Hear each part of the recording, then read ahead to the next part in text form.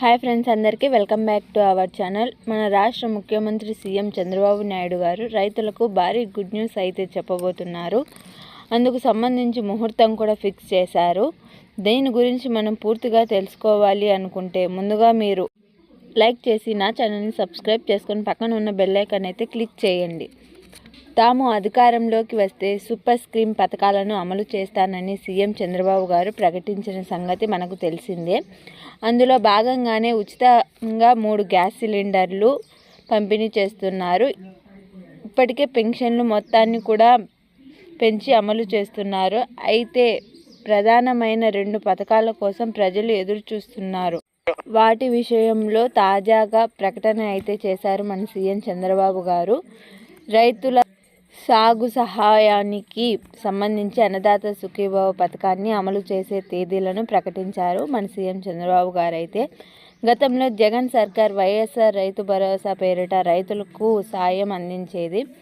కేంద్రం అందించే పీఎం కిసాన్ 6,000 రూపాయలు, మరో 7,500 రూపాయలు కలిపి మొత్తం 13,500 రూపాయలు ఏడాదికి అందిస్తున్నారు. అయితే ఈ మొత్తం రైతులకు ఏ మూలకు చాలదని తాము అధికారంలోకి వస్తే రైతులకు 20,000 రూపాయల చొప్పున అందిస్తానని సీఎం చంద్రబాబు గారు అయితే ప్రకటించారండి. అధికారంలోకి వచ్చిన వెంటనే అన్నదాత సుఖీభావకు సంబంధించి వెబ్సైట్ ఓపెన్ చేశారు. దీంతో పథకాలు అమలు శ్రీకారం చుట్టాలని అంతా భావించారు. కానీ కూటమి అధికారంలోకి వచ్చి 10 నెలలు అవుతుంది. కానీ ఇంతవరకు అన్నదాత సుఖీభవ పథకం అమలు నోచుకోలేదు. దీనిపై ప్రతిపక్ష నుంచి ప్రశ్నలు ఎదురవుతున్నాయి. ప్రజలు ఎదురుచూపులు కూడా ఉన్నాయి.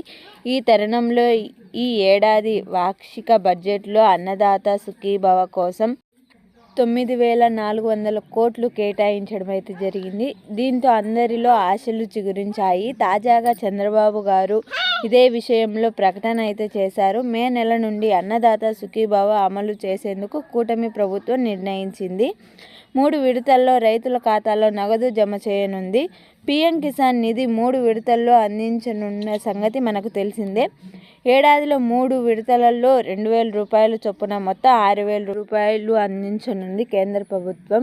అన్నదాత సుఖీభవకు సంబంధించి తొలి 2 విడతలలో 5,000 రూపాయల చొప్పున, చివరి విడతలో 4,000 రూపాయలు అందించనుంది రాష్ట్ర ప్రభుత్వం. తద్వారా మొత్తం సాయం కింద 20,000 రూపాయలు అందించనుంది.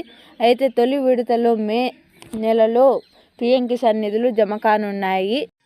దాంతో కలిపి మొత్తం 5,000 రూపాయలు రాష్ట్ర ప్రభుత్వం అయితే జమ చేయనుంది.